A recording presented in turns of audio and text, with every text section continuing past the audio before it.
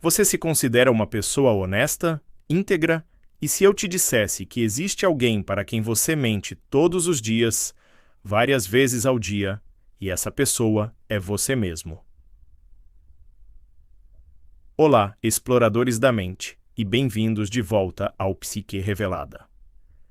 Hoje vamos desvendar um dos fenômenos mais fascinantes, complexos e, por vezes, perturbadores da experiência humana: a autoenganação.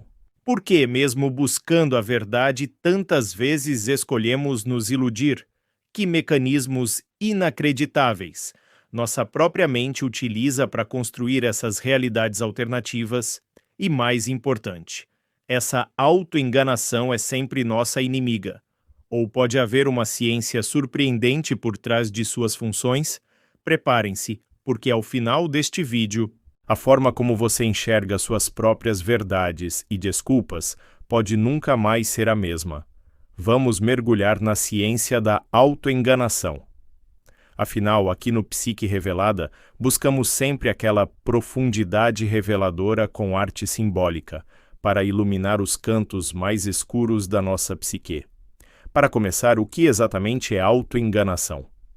Não estamos falando da mentira casual para o outro, mas daquela mentira sofisticada que contamos a nós mesmos. Aquela em que, em algum nível, sabemos a verdade, mas escolhemos ativamente acreditar no contrário. E antes que você pense, isso não é comigo, a ciência é categórica. A autoenganação não é uma falha de caráter de poucos, mas um traço psicológico fundamental, quase um mecanismo de sobrevivência da psique humana. Mas por quê? Por que essa tendência universal a nos iludirmos? Basicamente, nossa mente faz isso por alguns motivos bem poderosos.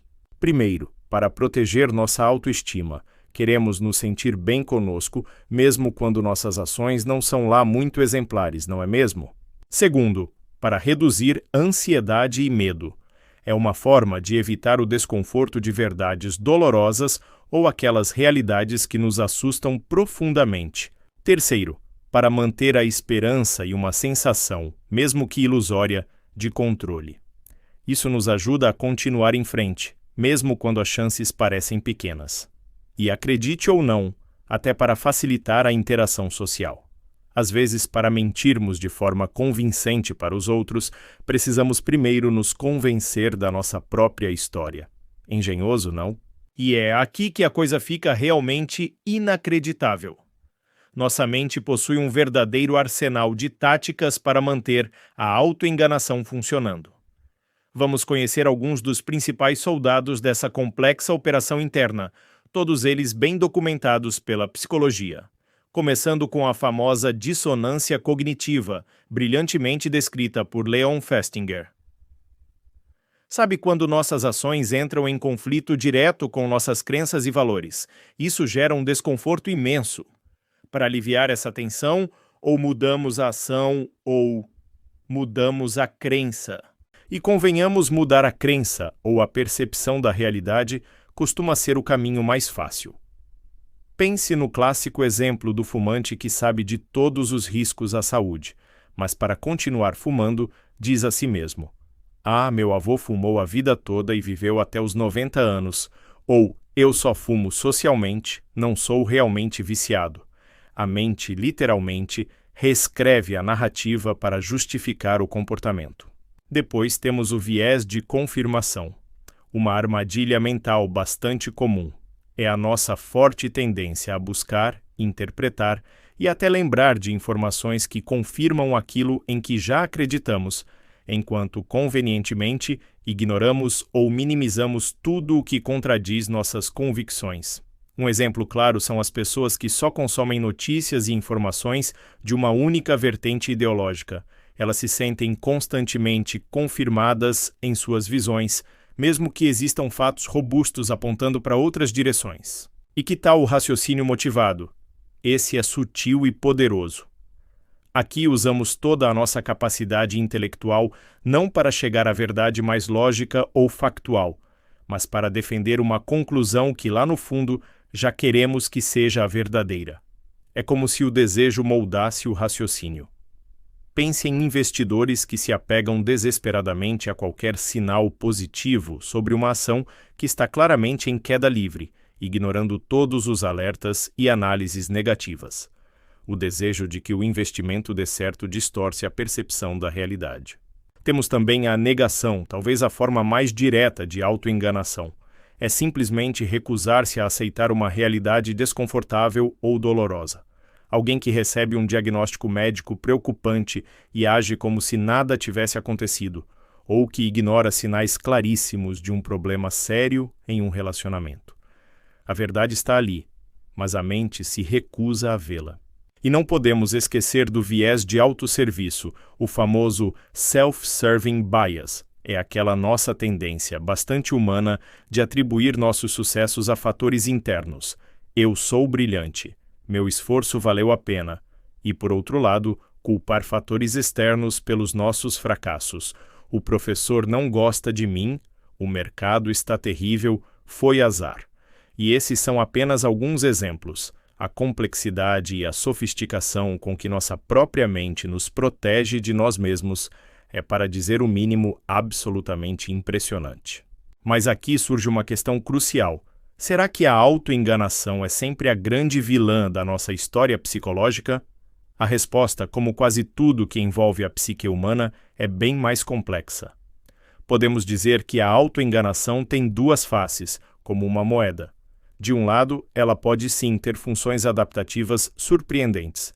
Pequenas doses de otimismo, mesmo que um pouco irrealista, podem nos ajudar a manter a esperança e a resiliência diante de grandes desafios. Pense no famoso efeito placebo. A simples crença de que um tratamento vai funcionar pode, de fato, desencadear processos de cura no corpo.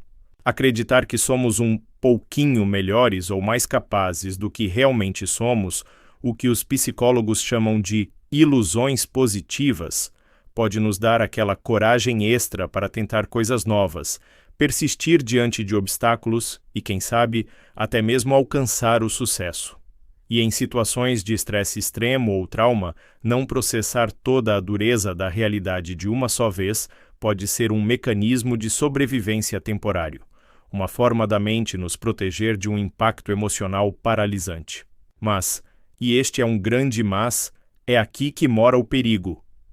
Onde exatamente essa linha tênue entre o adaptativo e o prejudicial é cruzada? Porque do outro lado da moeda, a autoenganação pode ser profundamente maladaptativa e destrutiva. Ela pode nos manter presos em situações claramente destrutivas, ignorando todos os red flags em relacionamentos tóxicos, suportando empregos abusivos por tempo demais ou mantendo amizades que claramente nos fazem mal. Pode nos levar a procrastinar a resolução de problemas reais e urgentes, aquela desculpa do amanhã eu resolvo para questões de saúde importantes, para dívidas que só crescem ou para vícios que minam nossa qualidade de vida. Problemas que, como uma bola de neve, só aumentam com o tempo. A autoenganação também limita drasticamente nosso crescimento pessoal, se não conseguimos reconhecer nossas próprias falhas, nossas áreas que precisam de melhoria ou os padrões de comportamento que nos sabotam, ficamos estagnados, repetindo os mesmos erros. E, claro, pode prejudicar seriamente nossos relacionamentos quando não conseguimos enxergar nosso real impacto nas outras pessoas, ou quando estamos sempre buscando culpados externos para os problemas que, em parte, nós mesmos criamos. Agora, eu gostaria de fazer um convite a você que está aí do outro lado. Um momento de introspecção. Sem julgamentos, apenas uma observação honesta e corajosa. Será que alguns desses mecanismos de autoenganação que exploramos hoje estão operando, talvez silenciosamente, na sua vida? Agora, breve antes da primeira pergunta.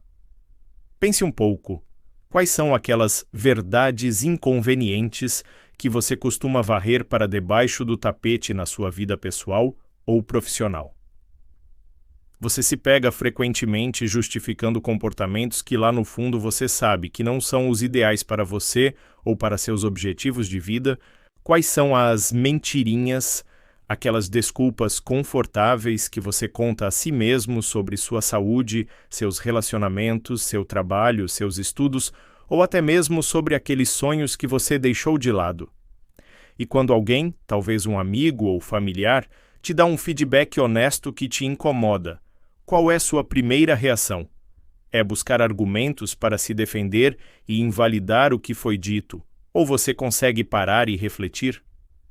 Pequenos sinais, como aquela procrastinação crônica em áreas específicas da sua vida, reações defensivas que parecem exageradas para a situação, ou até mesmo uma persistente sensação de que algo não está certo, apesar de todas as suas próprias justificativas, podem ser pistas importantes, com seriedade e esperança.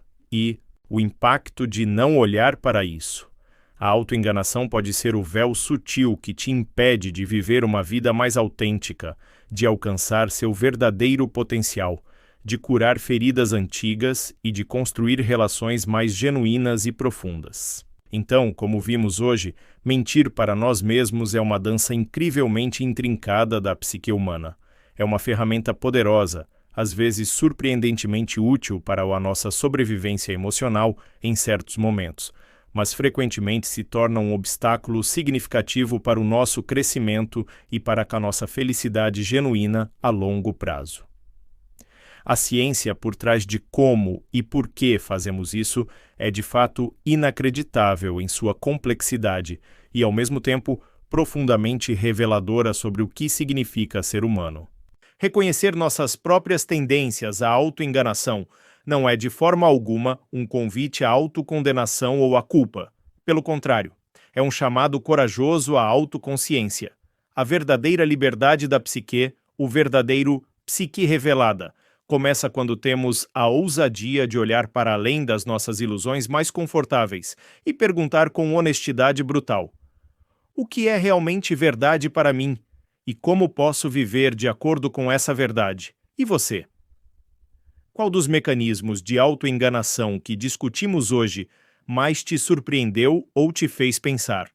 Você já se pegou usando algum deles em sua vida? Compartilhe suas reflexões e insights, sempre com respeito, claro, aqui nos comentários abaixo. Eu adoraria ler o que este mergulho despertou em você. Se você valoriza essa jornada de profundidade, autoconhecimento e descoberta e quer continuar desvendando os muitos mistérios da mente aqui conosco, no Psique Revelada, então não se esqueça de se inscrever no canal e ativar o sininho para não perder nenhum dos nossos próximos mergulhos. E claro, se este conteúdo te tocou de alguma forma ou te trouxe alguma clareza, deixe o seu like. Isso nos ajuda imensamente a levar essa profundidade reveladora a cada vez mais mentes curiosas e corajosas. E por falar em próximos mergulhos, qual outro véu da psique você gostaria que a gente tentasse levantar juntos? Existe algum tema que te intriga profundamente? Deixe sua sugestão nos comentários, quem sabe ela não vira nosso próximo vídeo. Muito obrigado pela sua companhia em mais esta exploração. Lembre-se, conhecer a si mesmo é o começo de toda sabedoria. Até a próxima, aqui no Psique Revelada.